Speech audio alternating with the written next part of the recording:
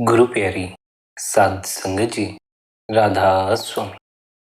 प्यारी साध संगत जी, आप सभी के भीतर बैठे कुल मालिक को प्रणाम। आप सभी को प्रणाम। संगत जी, आज के इस सत्संग द्वारा हम समझेंगे सदगुरु द्वारा दिए हुए मूल मंत्र का जाप करने से क्या होता है। साथ ही हम यह भी समझेंगे जन्मों जन्मों के पाप कैसे नाश होते हैं। सत्संग का एक एक लफ्ज ध्यानपूर्वक अंत तक श्रवण करने योग्य है। आपसे यही विनती है, सत्संग को अंत तक श्रवण करें। साथ ही आपसे यह भी विनती है, हर रोज सत्संग सुनने के लिए आप शबधुन सत्संग चैनल को सब्सक्राइब कर लें और नोटिफिकेशन बेल को ऑल पर सिलेक्ट कर लें, ताकि आने वाले हर सत्संग की अपडेट आप तक पहुंचती रहे। आइए आज के इस सत्संग की ओर बढ़ते हैं। अपने अपने गुरु महाराज का ध्यान करके सत्संग को श्रवण कीजिए, सत्संग का आनंद लीजिए। संगत जी, सबसे पहली बात जो हमें स्मरण रखनी है वह यह है कि सत्संग मार्ग है, मंजिल नहीं।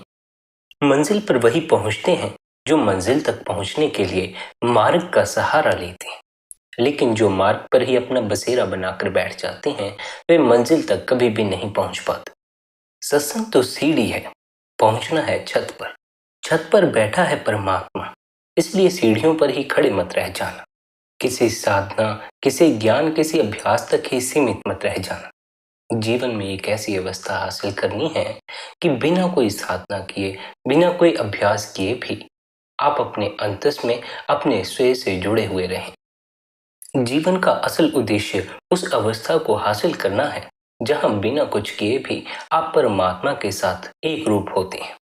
अभी तो हम उससे एक रूप होने के लिए साधनाएं करते हैं, अभ्यास करते हैं। जितनी भी साधनाएं हैं, जितने भी अभ्यास हैं, ये सभी मार्ग हैं, मंजिल नहीं है।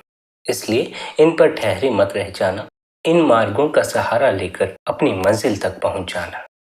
मार्ग मंजिल नहीं होता, जीव को सदा इस बात को स्मरण रखना चाहिए। मगर जीव है वह मार्ग को ही मंजिल समझकर बैठ जाता।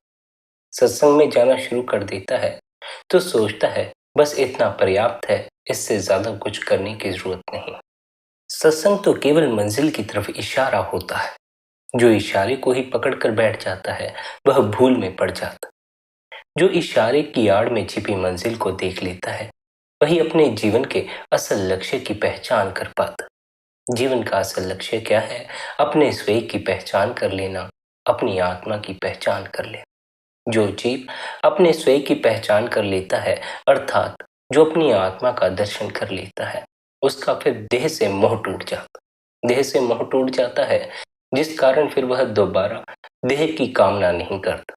देह की कामना वापिस संसार में ले आती है, पर जिसने अपनी आत्मा का दर्शन कर लिया वह देह की कामना से मुक्त हो जाता, जिस कारण फिर वह देह के बंधन से मुक्त हो जाता। जीवन का असल उद्देश्य, असल लक्ष्य अपनी आत्मा की पहचान है और आत्मा की पहचान की तरफ ही सत्संग द्वारा इशारे किए जाते। सत्संग आत्मा की पहचान कभी नहीं करवाता, केवल आत्मा की पहचान की तरफ इशारा ही करता। सत्संग परमात्मा से मिलाप नहीं करवा देता, मगर परमात्मा की तरफ इशारा करता है। परमात्मा की तरफ किया गया एक छोटा सा इशारा भी पर्याप्त है उस जीव के लिए जिसके भीतर सच में परमात्मा से मिलने की प्यास। लेकिन परमात्मा की तरफ किए गए अनेक इशारे भी बेकार हो जाते हैं अगर जीव के भीतर उस मालिक से मिलने की तड़प न हो, उससे मिलन की प्यास न हो। जिस मंजिल की ओर इशारा किया जाता है उस मंजिल पर पहुंचना है, लेकिन जीव इशारे में ही उलझा रह जाता, साधनाओं में, अभ्यास में ही उलझा रह जाता। मंजिल पर कभी नहीं पहुंचता, उस अवस्था को कभी हासिल नहीं कर पाता जहां की बिना कुछ किए भी परमात्मा से एक रूप हुआ रहे, जहां की बिना अभ्यास किए भी ध्यान में ही लीन रहे, अपने आप ही में ठहरा रहे। अगर आप जीवन भर उस परमात्मा को याद करने के लिए कुछ करते रहे तो पता नहीं याद कर पाओगे या नहीं कर पाओगे, लेकिन उस करने से ऊब पैदा होनी शुरू हो जाएगी। इसलिए ना कुछ करने की अवस्था को हासिल करना। वह अवस्था कब हासिल होती है? जब हम मन का साथ छोड़ देते। मन कुछ करने को कहता है, मन बिना कुछ किए रह नहीं सकता। अगर कुछ करो तभी मन मानता है कि इसका कुछ परिणाम निकलेगा, वरना मन इस बात को मानने को राजी नहीं होता इसका कुछ परिणाम निकलने वाला। जिसका कुछ परिणाम नहीं निकलता मन वह करने को राजी भी नहीं होता। इसलिए जब पहली बार उस मालिक से मिलने का ख्याल आता है तब मन युक्तियां खोजने में लग जाता है, उपाय खोजने में लग जाता है। मन यह मानने को राजी नहीं होता कि बिना कुछ किए ही परमात्मा से मिलाप हो जाएगा। मन तो कहता है कि करोगे तभी कुछ परिणाम निकलेगा। इसलिए मन साधनाएं करने को कहता है, अभ्यास करने को भी कहता है। मन कहता है जप कर लो, तप कर लो, पूजा कर लो, पाठ कर लो, इससे परमात्मा मिल जाएगा। करने से मिलेगा, बिना किए नहीं मिलेगा। यही मन की चाल है। मन बिना कुछ किए रह नहीं सकता, मगर परमात्मा बिना कुछ किए ही उपलब्ध होता है। जो परमात्मा को प्राप्त करने के लिए कुछ करने में लग जाते हैं वे परमात्मा से वंचित हो जाते हैं, और जो बिना कुछ किए अपने को उसके हवाले कर देते हैं वे परमात्मा से एक रूप हो जाते। जो उपलब्ध न हो उसी के लिए कुछ करना पड़ता है, जो उपलब्ध ही हो उसके लिए कुछ भी नहीं करना पड़ता। धन ना हो तो कमाई करनी पड़ती है, मेहनत करनी पड़ती। जो है उसके लिए कुछ करने की क्या आवश्यकता है, जो नहीं है उसी के लिए कुछ ना कुछ करना पड़ता है। इसी तरह परमात्मा तो पहले से ही उपलब्ध है। जो पहले से ही उपलब्ध है उसके लिए कुछ करने की कोई आवश्यकता नहीं रह जाती। पर मन के धोखे में पड़ा जीव परमात्मा की पहचान नहीं कर पाता। अगर परमात्मा की पहचान करने के लिए चलता भी है तब भी बीच रास्ते में मन आकर खड़ा हो जाता। मन कहता है परमात्मा की पहचान करने चले हो, उस मालिक से मिलाप करने चले हो, तब तो फिर कुछ बड़ा ही करना होगा। कठोर साधना, त्याग, व्रत वगैरह करने होंगे। जीव तो निकलता है परमात्मा की पहचान करने, लेकिन मन आसानी से उसे परमात्मा की पहचान करने नहीं देता। परमात्मा की पहचान तब होती है जब आप सब कुछ करना छोड़कर अपने आप ही में ठहर जाते, अपने होने में ठहर जाते। जब तक आप कुछ करने में लगे हैं तब तक आप परमात्मा की पहचान नहीं कर सकें। कुछ करना ही उपद्रव होता है, कुछ करना ही मन को जन्म दे देता। इसलिए सद्गुरु हमें ना कुछ करने का उपदेश देता। वह कहता है जब ध्यान में बैठो, बंदगी में बैठो, तब फिर कुछ भी मत करना। ना विचारों से छेड़खानी करना, ना वासनाओं से छेड़खानी करना। किसी चीज से किसी तरह की कोई छेड़खानी मत करना। कुछ भी करने में मत लग जाना, शांत होकर बैठे रहना। शांत होकर बैठे रहने का अर्थ है कि जब भी आप ध्यान में बैठे होंगे तब क्या होगा, तब मन कई तरह की बातें आपसे कहनी शुरू कर देगा। कभी मन कहेगा भोजन कर लेते हैं, कभी मन कहेगा बाजार जा आते हैं, कभी मन कहेगा फोन चला लेते हैं, बंदगी या ध्यान बाद में कर लेंगे। मन जो कुछ कहे, जिस भी बारे में कहे, आपने किसी के प्रति कोई प्रतिक्रिया नहीं देनी है। जो कुछ यह कहता है, जो कुछ आपको भीतर दिखाई पड़ता है, उसे चुपचाप देखते और सुनते रहना। किसी भी बात से अपने आप को जोड़ नहीं लेना। कुछ ना करने का अर्थ है कि अब आप मन को हटाने का प्रयास भी नहीं कर रहे हैं। मन को हटाने का प्रयास भी कुछ करना ही है, इसलिए इसे हटाने की जद्दोजहद में भी मत पड़ना। अगर इसे हटाने में लगोगे, उस हटाने में ही इसे ऊर्जा मिल जाएगी और उस ऊर्जा से यह आगे गतिमान होना शुरू हो जाएगा। इसलिए सद्गुरु ना तो मन से जुड़ जाने को कहता है, ना ही जोर जबरदस्ती मन से परे हट जाने को कहता है। वह कहता है मन के साक्षी हो जाओ। मन के साक्षी होते ही मन वलीन होना शुरू हो जाता। साक्षी होने का अर्थ है कुछ ना करना। पहले पहले तो मन संसारिक चीजें करने को कहता है, बाजार जा आने को कहता है, वासनाओं में उलझ जाने को कहता है, धन हासिल करने को कहता है, पद हासिल करने को कहता है, मान सम्मान हासिल करने को कहता है। जब सद्गुरु की दया मेहर भरी दृष्टि जीव पर पड़ती है तो जीव की काया पलट हो जाती है और उसका संसारिक चीजों से मोह निकल जाता। संसारिक चीजों से मोह निकलते ही जो कुछ भी जीव व्यर्थ में कर रहा था वह करना बंद हो जाता। जैसे ही व्यर्थ का करना बंद हो जाता है, मन को ऊर्जा मिलनी भी कम हो जाती है। जैसे जैसे मन को ऊर्जा मिलनी कम होती चली जाती है, मन वलीन होता चला जाता। मन को ऊर्जा मिलनी कब बंद होती है? जब हम ना कुछ करने की अवस्था में उतर जाते, जब हम बाहर भी ना कुछ करने में ठहर जाते हैं और भीतर भी ना कुछ करने में ठहर जाते। जब हम मन को ठहराने का प्रयास करना भी छोड़ देते हैं, तभी हम मन ठहरना शुरू होता है। जब हम मालिक से मिलने का प्रयास करना भी छोड़ देते हैं, तब हमारा मालिक से मिलाप होता। पर क्योंकि मन जानता है अगर जीव ना कुछ करने में उतर गया तो उसका मिटना तय है, इसलिए वह जीव को कुछ करने में उलझाए रखता। ना करेगा संसारिक बातें तो परमात्मा की बातें करने में जीव को उलझा देगा। ना करेगा पाप तो पुण्य करने में जीव को उलझा देगा। ना करेगा संसारिक कर्तव्य तो साधनाएं और अभ्यास करने में जीव को उलझा देगा। मन को इस बात से कोई लेना देना नहीं आप क्या करते हैं। मन को तो सिर्फ आपके करने से मतलब है, क्योंकि आपके करते रहने से मन को ऊर्जा मिलती रहती है। मन चलायमान रहता है, गतिशील होता रहता। मन ठहरता है जब इसे ऊर्जा मिलनी बंद हो जाती। इसलिए सदगुरु कहता है मन पर ध्यान देना बंद कर दो। जब मन पर ध्यान देना बंद कर दोगे, मन को ऊर्जा मिलनी बंद हो जाएगी। मन पर ध्यान ना देना जीव को कठिन लगता है, क्योंकि जब वह भीतर देखता है तो मन ही तो दिखाई पड़ता, ख्याल ही ख्याल, विचार ही विचार दिखाई पड़ते। इसलिए सदगुरु कहता है भीतर जो अंधकार दिखाई पड़ता है उस पर अपने ध्यान को टिकाओ। जब भीतर दिखाई पड़ रहे अंधकार में अपने ध्यान को टिकाओगे तो मन दिखाई पड़ना बंद हो जाएगा, मन पर ध्यान जाना बंद हो जाएगा। मन पर जब ध्यान जाना बंद हो जाएगा, मन को ताकत मिलनी बंद हो जाएगी। फिर मन भीतर विलीन होना शुरू हो जाएगा। फिर मन से परे जो शून्य है उस अवस्था का अनुभव होता है।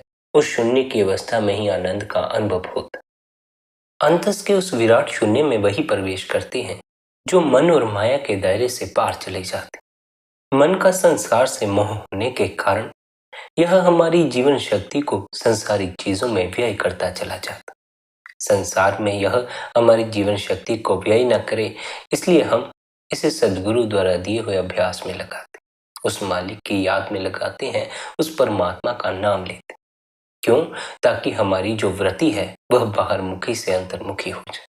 बाहर के पदार्थों से हमारा मोह छूटे, बाहर की दुनिया से हमारा मोह छूटे और अंतस में बैठे उस परमात्मा से मिलन की प्यास पैदा हो। मन को मालिक की याद में लगाकर उससे मिलने की प्यास तो पैदा हो जाती है, लेकिन यह प्यास मिटती तब है जब हम मन का साथ भी छोड़ देते। मन ही बाधा है उस मालिक से मिलने में। यह मन हमें इस संसार से बांधे रखता है, इस देह से जोड़े रखता है। जब तक मन का साथ ना छोड़ोगे, अपने स्वयं में ना ठहर सकोगे, उस मालिक की पहचान ना कर सकोगे। इसलिए इस मन का साथ छोड़ना। इस मन का साथ कैसे छोड़ा जाता है? इस मन का साथ छोड़ा जाता है जब आप इस मन से हर तरह की छेड़खानी करना बंद कर देते, जब आप इस मन को ठहराने के प्रयास करना भी बंद कर देते हैं, जब आप इस मन को काबू करने का प्रयास करना भी बंद कर देते। इस मन से छुटकारा तब होता है जब आप इस मन से छुटकारा पाने का उपाय करना भी बंद कर देते। जब तक मन के संबंध में कोई भी प्रयास करोगे, तब तक परमात्मा से वंचित रह जाओगे। फिर चाहे मन को पकड़ने का प्रयास करो, मन को छोड़ने का प्रयास करो, छोड़ो या पकड़ो, दोनों में ताकत तो मन को ही मिलती है। कुछ हैं जो मन को पकड़े बैठे हैं, कुछ हैं जो मन को छोड़ने में लगे। जो छोड़ने में लगे हुए हैं उन्हें इस बात की भ्रांति हो जाती है कि शायद वे मन को छोड़ सकते हैं, और इसी छोड़ने की जद्दोजहद में वे अपने जीवन को साधारण जीव से भी, यानी मन में फंसे जीव से भी ज्यादा विक्षिप्त कर लेते। मन को छोड़ने का प्रयास व्यर्थ चला जाता है। क्यों? क्योंकि मन को पकड़ा ही नहीं है। मन को पकड़ा है यह भ्रांति है। मन कहीं है नहीं, मन केवल एक धोखा है। मगर यह धोखा इतना मजबूत है, इतना सच मालूम पड़ता है कि सभी इस धोखे में पड़ जाते। सभी अहंकार के धोखे में पड़ जाते हैं, लेकिन अहंकार का असल कोई अस्तित्व थोड़ी होता। अहंकार को गिरते देर ही कितनी लगती है, देह को मिट्टी में मिलते देर ही कितनी लगती। अहंकार भी एक धोखा ही है। अहंकार का कोई असल अस्तित्व नहीं है, केवल अहंकार की भ्रांति है। जीव को अपने होने की भ्रांति है। जीव को यह भ्रांति है कि वह धनी है, वह पुण्य आत्मा है, वह समझदार है। और यह भ्रांति जीव के भीतर पैदा होती है क्योंकि जीव भूल जाता है वह खाली हाथ आया है।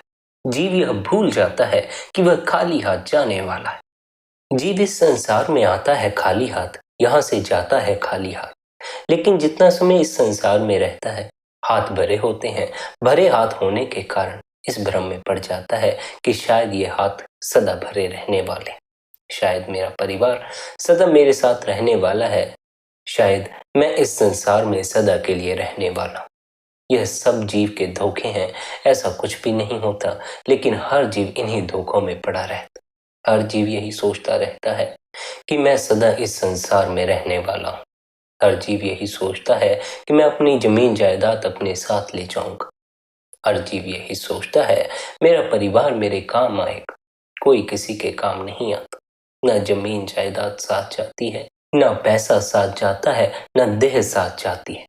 साथ जाने वाली तो आत्मा है। इसलिए सद्गुरु आत्मा की पहचान करने का उपदेश देते। सद्गुरु कहता है उस चीज की पहचान करो जो सदा आपके पास रहने वाली। उन चीजों में ही मत उलझे रह जाओ जो देर सवेर आपसे छिन जाने वाली। जो देर सवेर चीजें छिन जाएंगी उनकी तो आपको खबर है, जो कभी नहीं छिनेगी उसका आपको कुछ भी पता नहीं। अगर उसका पता चल जाए तब फिर इस संसार में कुछ भी पाने को जी नहीं करता, और जो कुछ आज पास में है उसके छिन जाने का भय नहीं रह जाता।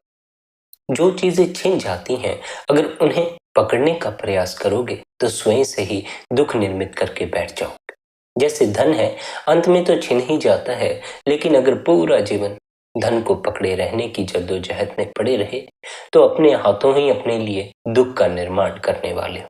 अंत में फिर बहुत भारी दुख से गुजरना होगा। अंत में जब हाथ पल्ले कुछ नहीं आएगा, खाली हाथ जाओगे तो जीवन भर की मेहनत के लिए पछताओगे। जीवन भर जो धन की पकड़ बनाए रखी, उस पकड़ के खाते रोते और चिल्लाते फिरोगे। इसलिए इस संसार में रहते हुए भी, इस संसार की चीजों का इस्तेमाल करते हुए भी हर चीज से बेलाग रहना। किसी भी चीज की कोई पकड़ मत रख लेना। इस बात को सदा स्मरण रखना, संसार का जो कुछ है वह सभी को छिन जाता। जो छिन जाता है उसे पकड़ना मूर्खता है, उसे पकड़े रखने से ही दुख निर्मित होता। ऐसा ही मन का हाल है, मन भी छिन जाता है, पर अगर आप मन की पकड़ रखोगे तो मन के छीनने का दुख बना रहेगा। बंदगी तो आपसे मन को छीन ही लेगी, पर अगर आप मन को पकड़े रखना चाहते हैं तो बंदगी भी आपको परम आनंद का अनुभव नहीं करवा पाएगी। फिर बंदगी भी आपके लिए दुख बन जाएगी। मन को न छोड़ना ही बंदगी में निराशा पैदा कर देता। मन को पकड़े रखना ही बंदगी को भी उबासी से भर देता है, वरना तो बंदगी से मन के परे जो सुख है, मन के परे जो आनंद है, उसका अनुभव होना शुरू हो जाता। और यह बात स्मरण रखें, अनुभव महत्वपूर्ण होता। एक होता है अनुभवी ज्ञान, एक होता है अक्षरी ज्ञान। जो अक्षरी ज्ञान होता है वह सत्संग द्वारा प्राप्त होता है, गुरु द्वारा प्राप्त होता है। जो अनुभवी ज्ञान है वह अपने द्वारा प्राप्त होता है, अपने ही अंतस में उतर जाने पर हासिल होता है। अक्षरी ज्ञान केवल जीव को अनुभवी ज्ञान के प्रति सचेत करने के लिए होता है। सत्संग का उद्देश्य आपको आपके भीतर बैठे परमात्मा के प्रति जागरूक करना। यह न समझें केवल सत्संग सुनना ही पर्याप्त होता है। सत्संग सुनने से ही आप मालिक से एक रूप हो जाते। मालिक से एक रूप होने का एक ही तरीका है, वह तरीका है अपने ही भीतर उतर जाना। मन से परे चले जाना, बुद्धि से परे चले जाना, इस देह से परे चले जाना। पहले इंद्रियों से परे हटोगे, फिर इंद्रियों के मालिक मन से सामना होगा। फिर जब उससे भी परे चलोगे तो उससे परे मन के मालिक बुद्धि से सामना होगा। फिर उससे भी परे चले जाना है। इन सब के परे सबसे बड़ा मालिक बैठा है, वह परमात्मा बैठा है, अर्थात आपका असल होना है। आपका जो असल होना है वह परमात्मा का होना ही है। लेकिन आप भी परमात्मा का ही रूप हैं या दूसरे परमात्मा का ही रूप है, इसकी पहचान कब होगी? जब आप मन से परे चले जाएंगे। मन से परे जाने के लिए मन से जोर जबरदस्ती करने की जरूरत नहीं, मन से झगड़ा करने की जरूरत नहीं, मन के साक्षी हो जाने की जरूरत है। अगर आप अपने विचारों को देखते रहें, देखते देखते ही विचार विलीन हो जाएं, लेकिन देखने में प्रतिक्रिया नहीं होनी चाहिए। ऐसा नहीं कोई विचार आया, आप उस विचार में ही सम्मिलित हो गए, उस विचार में ही खो गए। या फिर ऐसा भी नहीं, कोई विचार आया, आप उस विचार को हटाने में लग गए, उसे नष्ट करने में लग गए। ना ही मन में लिप्त हो जाना है, ना ही मन का दमन करना।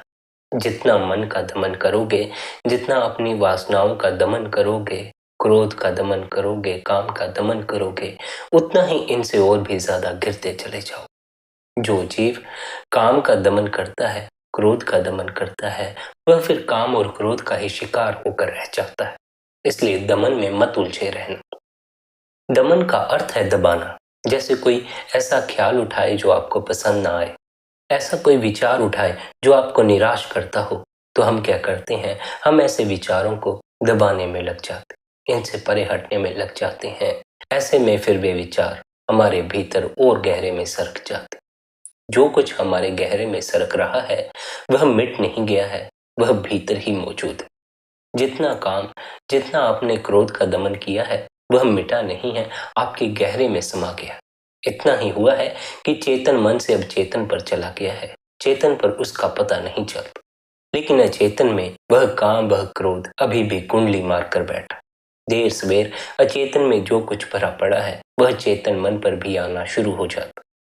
जो कुछ अचेतन से चेतन पर आता है वह बाहर निकलने के लिए आता है, पर जब जीव उसमें लीन हो जाता है तो वह चेतन का हिस्सा हो जाता है, और जब जीव उसका दमन कर देता है तो वह फिर से अचेतन में सरक जाता।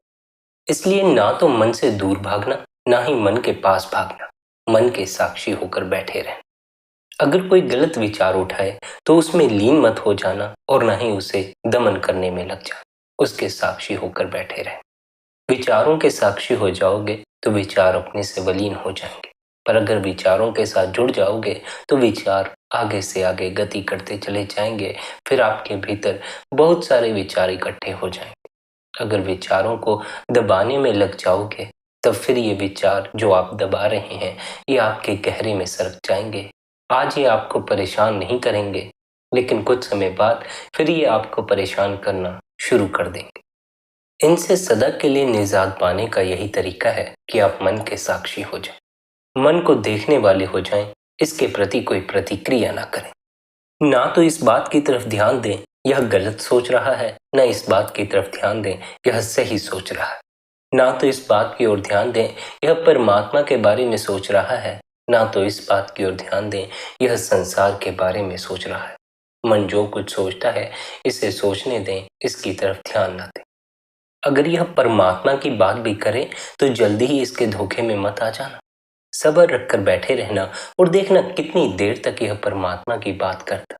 ज्यादा देर तक मन परमात्मा की बात नहीं करता। मन थोड़ी देर ही कहता है बंदगी कर लो, ध्यान कर लो। थोड़ी देर बाद मन फिर यही कहना शुरू कर देता है, अब संसारी कामकाज कर लेते, अब बंदगी बहुत हो गई। इसलिए सदगुरु कहता है जो मन के कहे मालिक को याद करते हैं वे मालिक को असल में याद करते ही नहीं, क्योंकि मालिक को याद करने का अर्थ है सदा के लिए उसी में रम जाना, सदा के लिए उसी का रूप हो जाना। लेकिन मन के कहे जो मालिक को याद कर रहे हैं वह सदा के लिए परमात्मा का रूप नहीं हो पाता। क्यों? क्योंकि मन ही सदा के लिए परमात्मा को याद नहीं करता। क्या आप सारा दिन बंदगी में ही बैठे रहते हैं, ध्यान में ही बैठे रहते हैं? सारा दिन क्या आप सिमरन ही करते रहते हैं?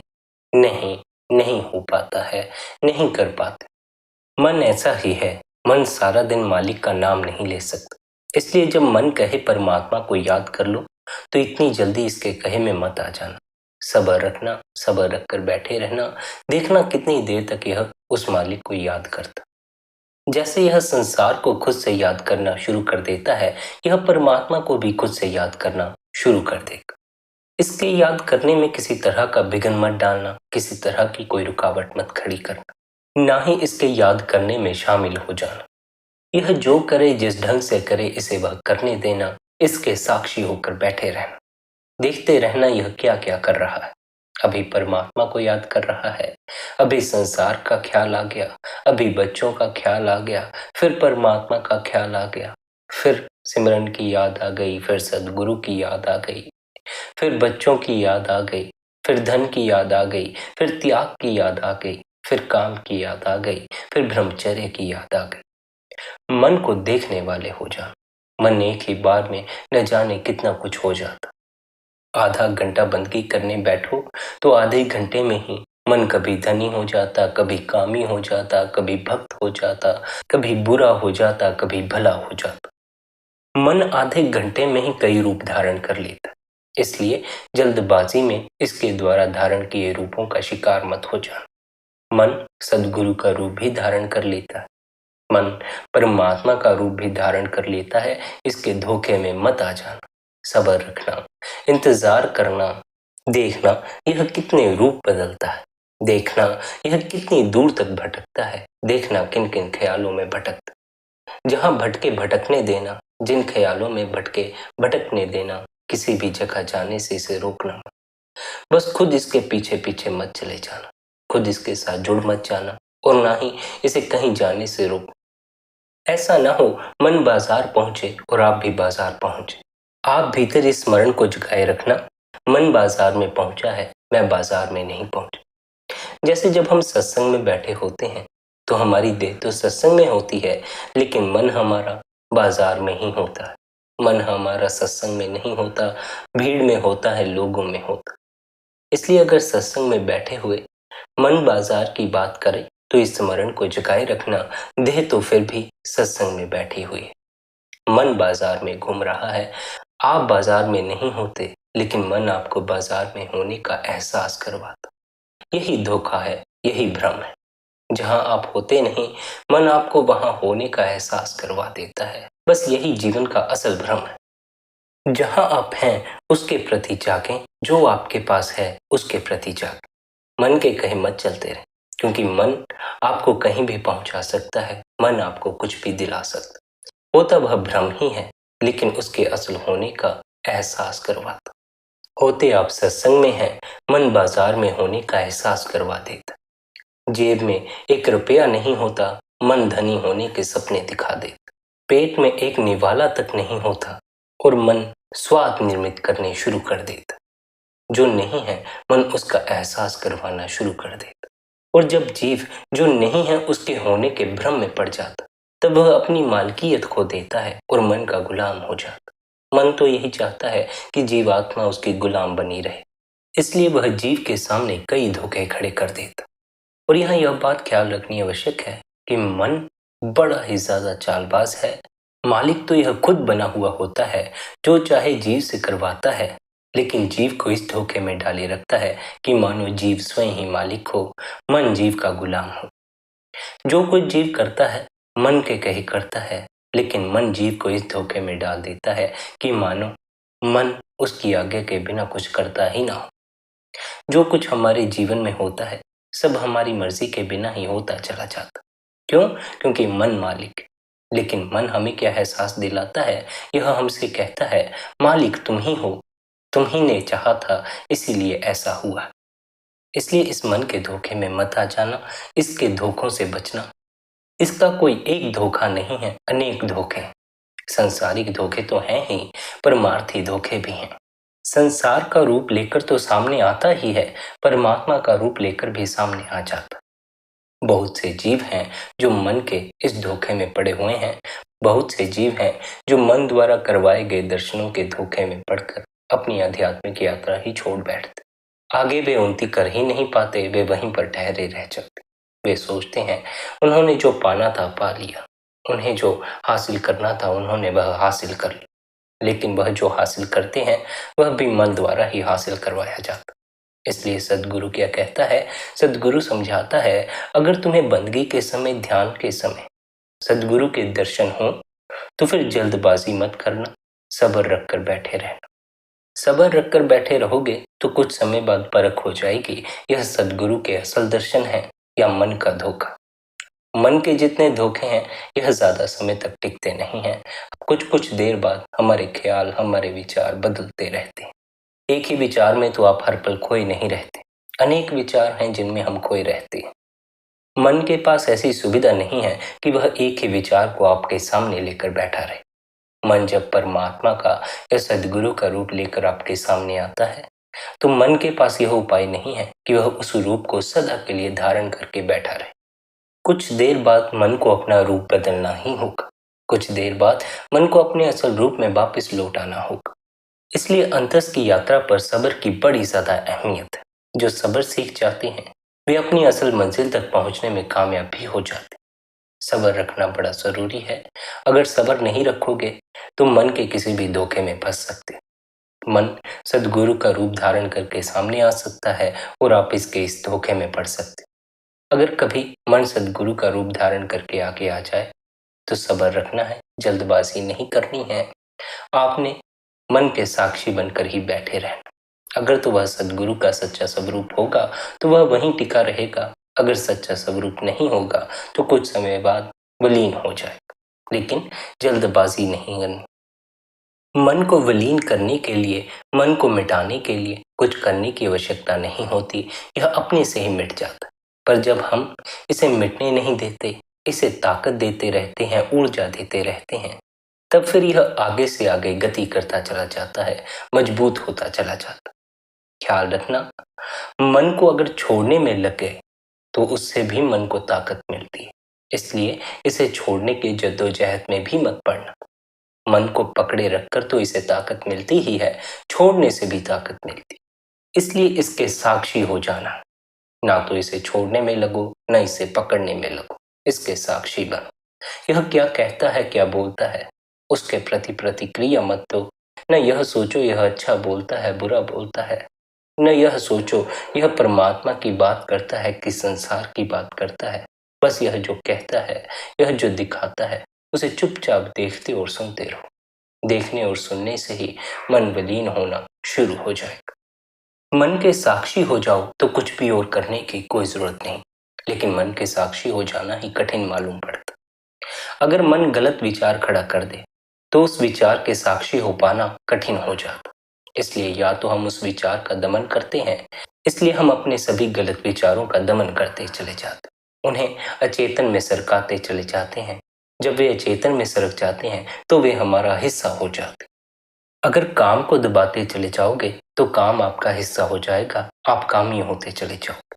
क्रोध को दबाते चले जाओगे तो क्रोध आपका हिस्सा हो जाएगा, आप क्रोधी होते चले जाओगे।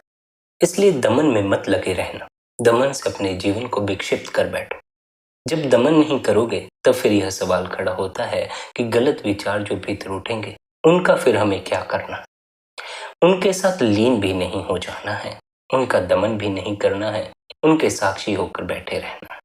जैसे भीतर काम उठा तो काम को दबाना नहीं है, ना ही काम में लीन हो जाना है, बस उसके साक्षी हो जाना।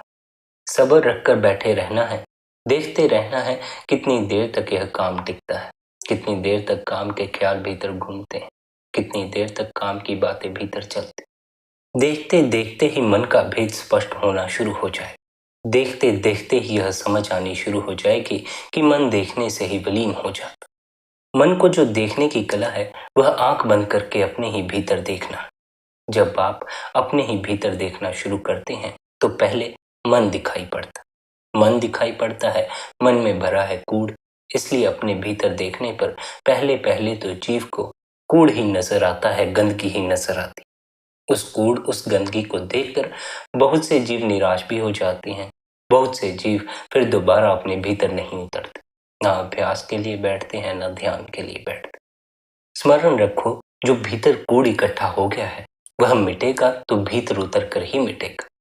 अगर उस कूड़ को देखकर बाहर भागते रहे, उससे दूर भागते रहे, तो वह कूड़ वहीं का वहीं पड़ा रह जाएगा।